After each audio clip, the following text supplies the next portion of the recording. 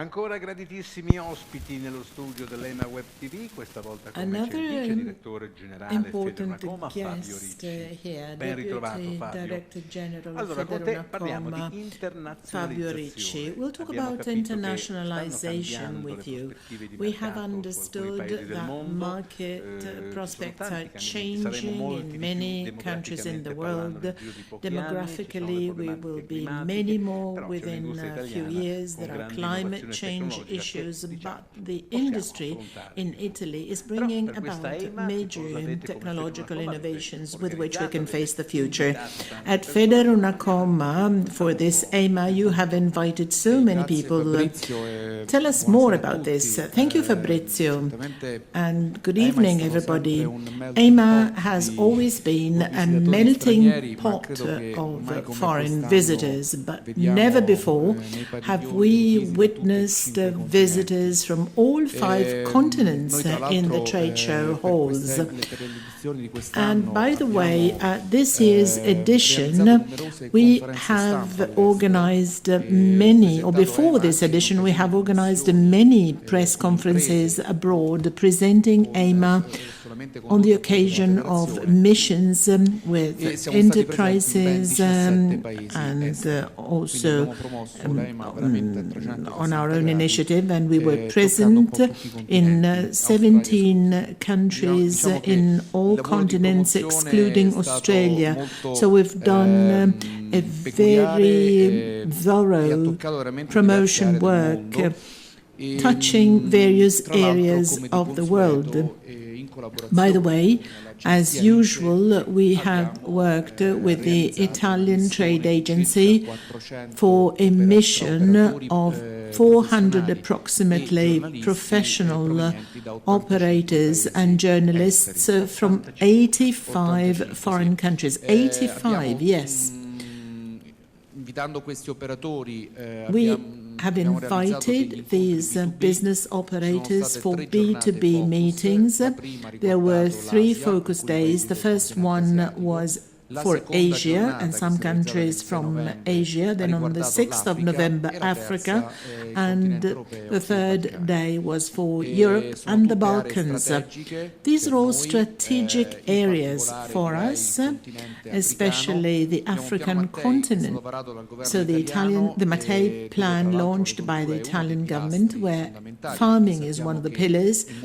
We know that in many African countries, the primary sector still represents a major share of the GDP.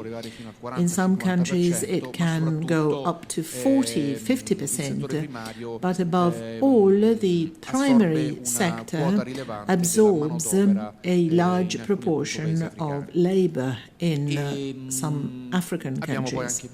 Then we have the Balkans, another area which is regarded as strategic by the Ministry of Foreign Affairs. This area was the subject of the third day of B2B meetings for business operators coming from countries that are not included in these geographical areas: North America, South America, Australia. I mean, these business operators had a chance to visit the booths of the Italian exhibitors, admire the new technologies, meet them, and,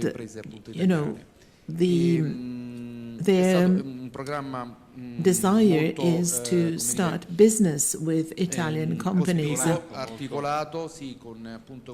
It was a complex program with B2B meetings and visits at the stands that will be completed today.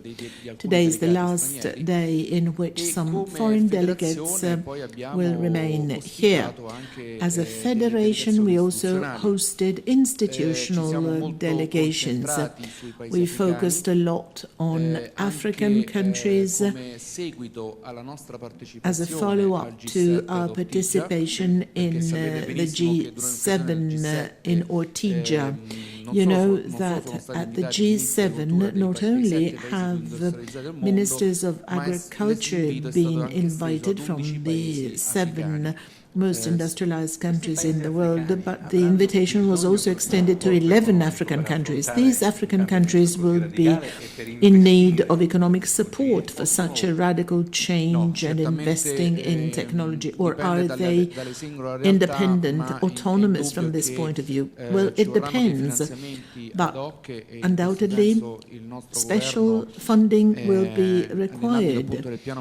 Within the Mattei plan, our government has set aside 4 billion euros, especially for the climate fund managed by CDP and other funds that will be devoted to cooperation. I think we have to reason in a broader way, because we're not supposed to supply technologies only. We have to provide them with training opportunities and strategies. We have to train the operators, the agronomists, the technicians living in those countries to convey to them the most recent agronomy practices which need to be applied together with innovative technologies. We have to make them understand that investing in high-tech agricultural machinery has a return in terms of investment, because it's an instrumental good. So you should rather invest in something which has quality in it, which has higher reliability than other machines from low to medium cost competitors.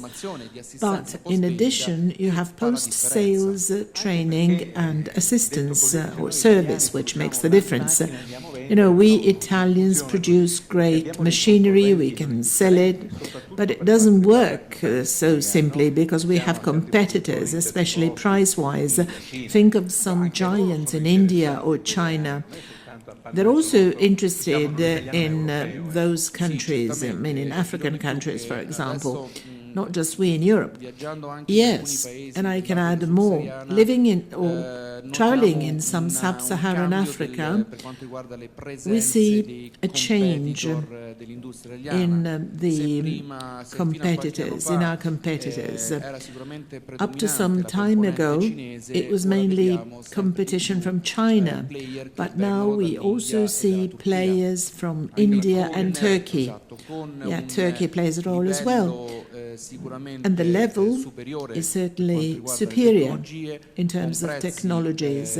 The prices are more competitive than the Italian prices.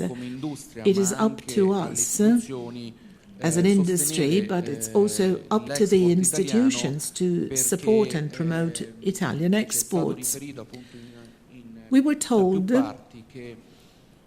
by many that they would be ready to buy Italian technology, provided that the dealers, the distributors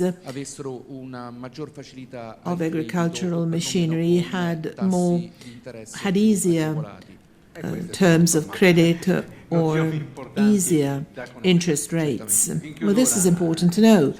Now, in closing, should we be confident and positive? Is the future going to bring something interesting to us? Well, for sure, yes. The future trends may lead us to be optimistic. 9 billion people will be living on this planet in 2030, which is very close. We certainly have to increase productivity, and this is one of the main drivers, and one of the main drivers for this is mechanization in farming. We also have to cultivate millions of hectares which are not cultivated yet. In Africa alone, over 200 million hectares that are potentially tillable. We have to produce more and in a sustainable way, preserving natural resources, managing the water resources in the best possible way. But this is a global issue. We know that 70% of drinking water is used for agricultural purposes worldwide. We know we're aware of climate change, so we go from periods of drought to periods of floods. We need to manage water resources in the best possible way, and this is only possible through new technologies. Furthermore, we have to preserve the soil, we have to reduce emissions. I mean, farming can positively contribute to reducing greenhouse gas emissions thanks to new technologies. I would also add that,